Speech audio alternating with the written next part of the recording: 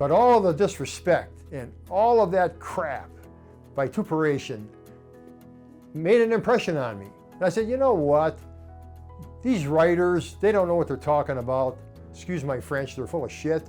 We need to have our own publication. And that led partly to the starting of Referee Magazine. For half a century, one publication has stood beside the men and women who make sport possible: Referee. In December 1972, Barry Mano's brother Mark, an NBA official, was blasted by the Chicago media after waving off a basket at the buzzer in a Bulls-Lakers game. A day later, the league vindicated him, but the Chicago media outlets barely took note. Mark had no platform, no way to defend himself, no voice. Barry Mano resolved to change that. With a small group of investors, a racing attorney named William Colby, and 4 employees including his own father Rudy, Barry set out to build the world's only magazine for sports officials through a company called Referee Enterprises Incorporated. The early years were difficult, and Barry's wife Jean, a high school foreign language teacher, kept the family going. He always said, without Jean, there would be no Referee magazine. The magazine went monthly in 1977, full color by 1982. With each passing year, it grew in pages, in subscribers, and in ambition. Referee became something no one had attempted before, a serious professional trade publication dedicated entirely to the people who enforce the rules.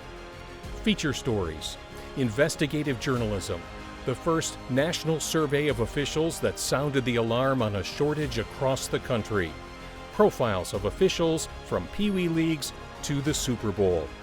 Nearly 600 issues and counting. Referee created something that changed how officiating is taught: play picks and mechanograms. Trademark illustrations and diagrams that put specific game situations on the page in a way no rulebook ever had. Used by associations, trainers, and schools across the country to this day. Thousands of quiz questions and case plays. Partnerships with the Collegiate Commissioners Association, producing officiating manuals for football, basketball, baseball, and softball at the college level. A landmark collaboration with the National Federation of State High School Associations, producing officials manuals, preseason guides, online courses, and the simplified and illustrated series, which combines the rules of the game with referees' illustrations to make them visual, accessible, and teachable. From the biggest organizations in American sport to the local association in your town, Referee has served them all. In 2016, to celebrate 40 years of publication, Referee collected the 20 stories its staff was most proud of: investigative pieces, landmark features, stories that changed the industry, the kind of journalism that doesn't happen anywhere else. And in 1980, Barry Mano did something else no one had done.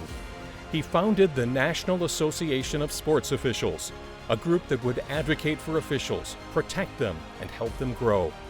At the outset, all Referee magazine subscribers were made NASO members, establishing a relationship between the two organizations standing shoulder to shoulder on behalf of sports officials for the better part of 5 decades. NASO now serves more than 30,000 members across every sport at every level, and every member receives Referee magazine as part of their package of benefits. Referee has never stopped growing. Hundreds of books, newsletters, tax guides designed specifically for sports officials. Year One, a roadmap for officials in their very first season, built to help them survive and thrive. Training videos, online courses, web platforms, and apps for the digital era. In the magazine, in books, online, in training rooms across America, for 50 years, Referee has been the most complete resource in sports officiating. Referee was founded on the simple belief that individuals who officiate sports deserve a voice, a platform, an advocate. It's the mission that drives Referee today and in the decades to come. At NASO and at Referee is to make you approach it more professionally, which then comes along with ethical requirements and knowledge requirements, study requirements, all those things. That's what makes you a professional at the amateur level.